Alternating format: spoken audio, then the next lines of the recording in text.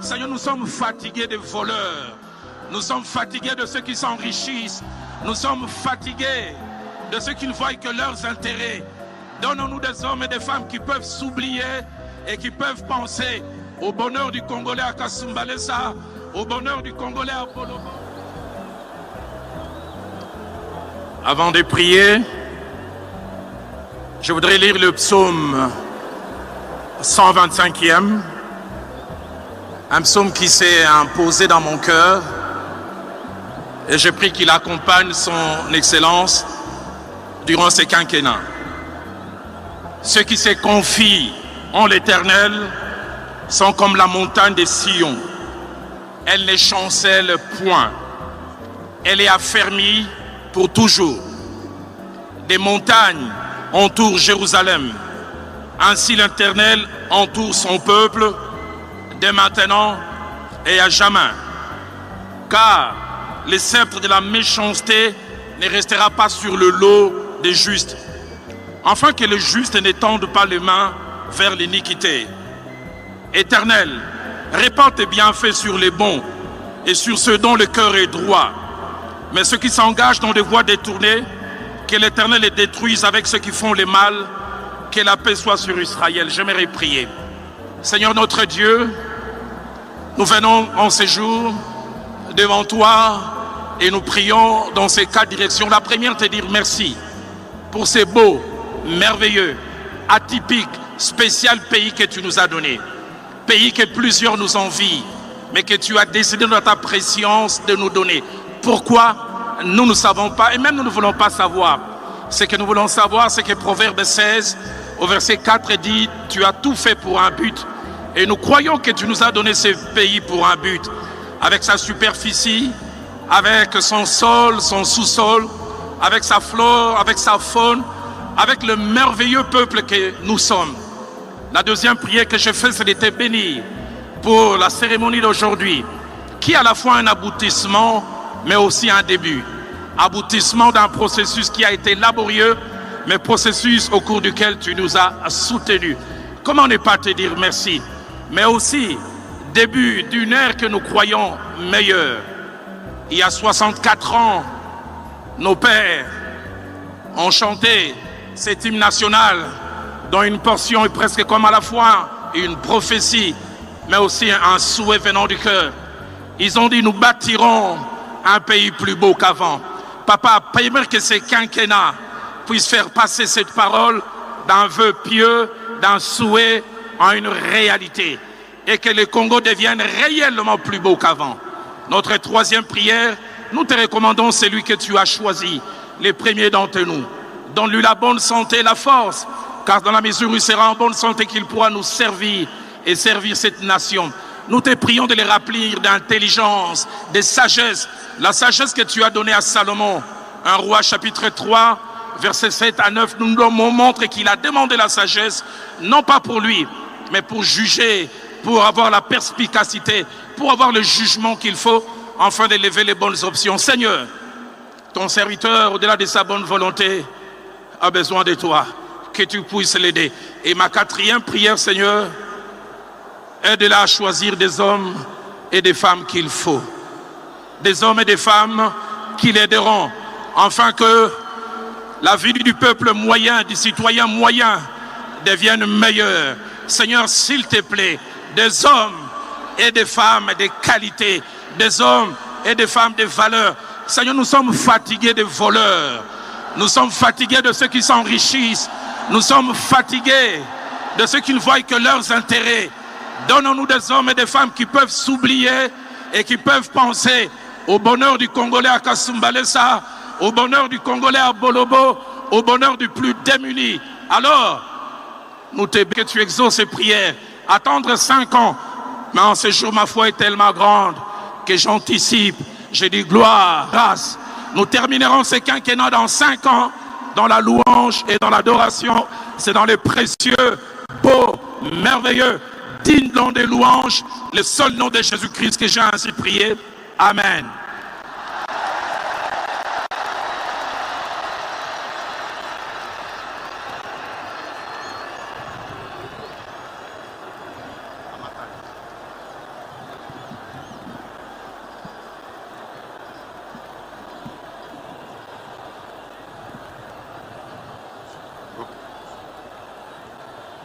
Mesdames et messieurs, Dieu... Chef de l'État qui va saluer la distinguée première dame, son épouse Denise Nyakero. Voilà, c'est ce que le public attendait. La première dame a salué par un baiser à son cher époux, président de la République, Félix Antoine Tshisekedi Tshilombo. Oui, nous sommes très heureux de vivre à live tout cela parce que nous n'avons pas besoin de président qui ne présente pas au public les premières dames. En voici une illustration. Nous avons une première dame. Vous savez, lorsqu'on a une forte première dame, je crois que même l'époux ou l'autorité est regardé. Merci, voilà. Professeur.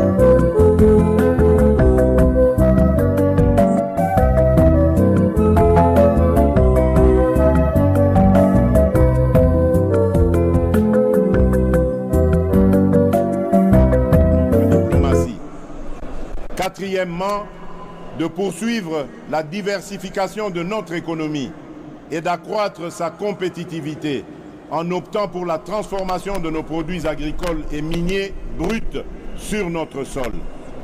Cinquièmement, de garantir plus d'accès aux services de base en veillant à l'extension des programmes tels que ceux de la couverture santé universelle, de la gratuité de l'enseignement et du PDL 145 territoires. Et enfin, sixièmement, de renforcer l'efficacité de nos services publics. Ces engagements résument ma détermination à offrir des solutions pragmatiques par la force de la volonté et de la mobilisation des énergies de tous pour la création de plus d'emplois pour les jeunes à la sortie de la formation et pour les personnes en sous-emploi, la maîtrise du coût de la vie et la garantie de la sécurité des citoyens où qu'ils vivent. À ces engagements s'ajoute l'épineuse question du désenclavement de nos territoires, dont la solution en termes de financement vient d'être rendue possible, notamment grâce à l'affectation prochaine de fonds issus de l'enveloppe obtenue dans le cadre de la renégociation du projet SICOMINE et qui devrait atteindre un montant global de 7 milliards de dollars américains.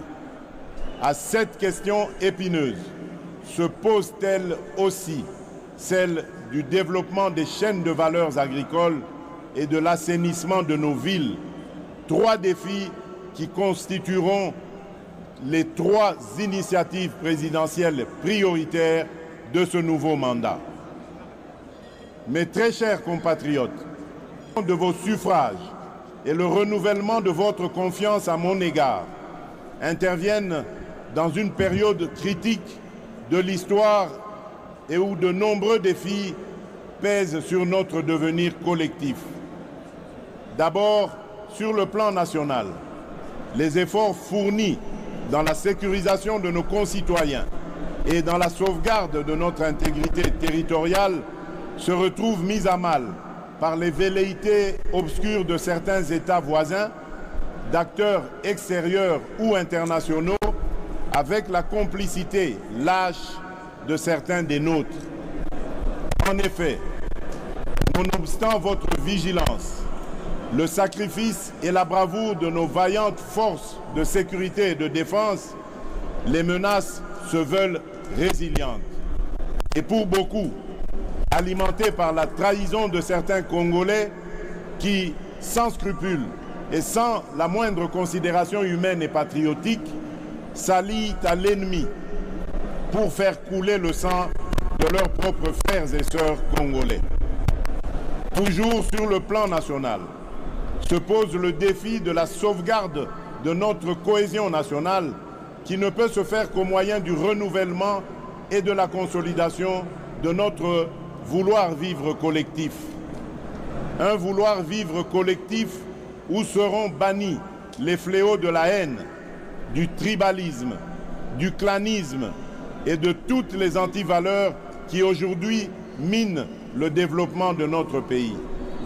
Bref, un vouloir vivre collectif comme valeur sacrée que nous léguerons entière aux générations futures.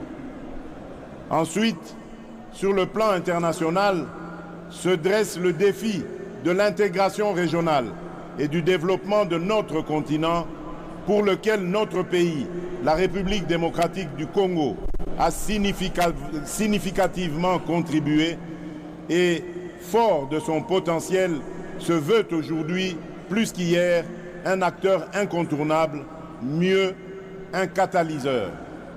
Enfin, se pose-t-il le défi du réchauffement climatique pour lequel notre pays se veut être une solution au regard de ses potentialités naturelles qui ne sont plus à présenter, tout comme le défi collectif de la préservation de notre existence commune face aux idéologies du chaos et à la folie meurtrière qui n'épargnent aucune nation ni aucun pays.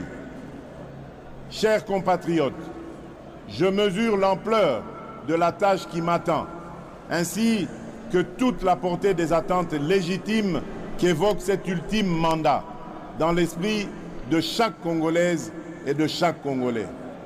J'ai cependant la certitude que par votre concours et interpellé par ce devoir patriotique qui consiste à rassembler toutes nos forces et nos intelligences, nous serons capables de combler ces attentes et de relever le défi d'assurer la destinée de notre pays. Mes très chers compatriotes, nous y sommes. Par cette cérémonie solennelle d'investiture, je reprends donc le bâton de commandement que vous m'aviez confié avec la détermination de maintenir allumé le feu sacré de notre nation. À présent, il s'agit pour nous de transformer durant les 5 prochaines années les prouesses que nous avons réalisées et de parachever l'avènement d'un Congo plus uni, mieux sécurisé et plus prospère. Il s'agit désormais pour nous de rester mobilisés et soudés dans notre lutte contre l'insécurité et la pauvreté, nos seuls et réels ennemis. Il s'agit à présent pour la nation de croire aujourd'hui plus qu'avant en notre communauté de destin et d'y travailler de manière beaucoup plus harmonieuse, tout en veillant à ne pas laisser émerger ni triompher et en s'assurant à ceux qu'ils soient poursuivis dans leur dernier retranchement et qu'ils subissent la rigueur de la loi, toutes celles et ceux qui ont choisi et qui seront tentés d'emprunter la voie de l'ignominie et de la barbarie. Tirant les leçons de l'expérience passée et ayant à l'esprit vos aspirations exprimées, je m'engage à user de tout ce qui est en mon pouvoir pour que les erreurs du passé ne se reproduisent plus et pour que les actions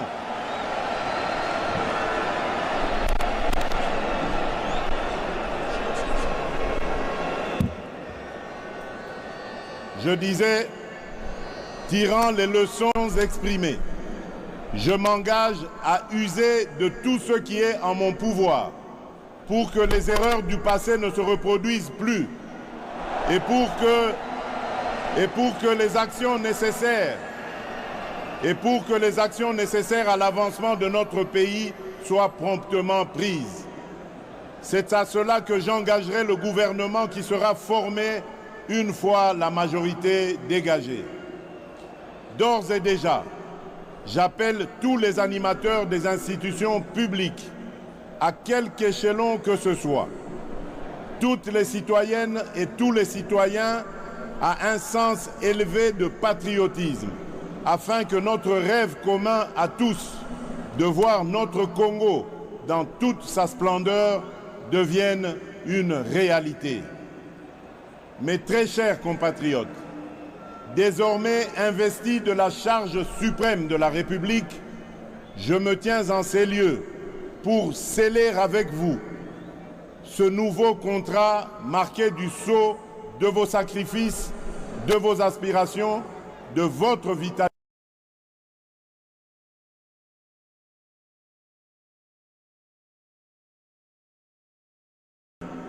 Vous avez démontré à la face du monde, par la force de votre dignité, de votre courage, de votre résilience, de votre vigilance et de la lueur de la flamme patriotique qui jaillit en vous, qu'un Congo transfiguré est né.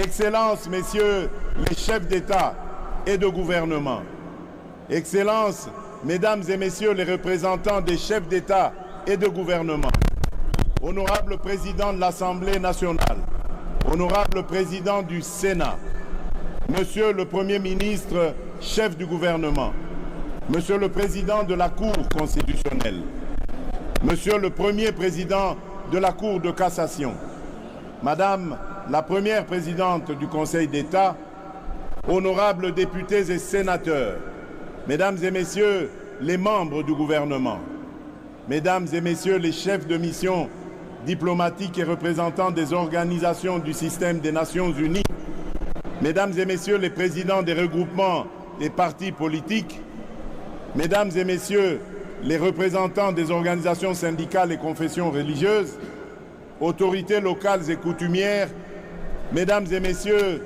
distingués invités, mes très chers compatriotes, aujourd'hui, une nouvelle ère est née, une ère de maturité, incarnée par les valeurs républicaines de paix et de justice. Une ère de progrès, débarrassée de ceux qui jadis nous minaient. Une ère magnifiée par le labeur, l'action juste et consciencieuse des filles et fils de notre mère patrie.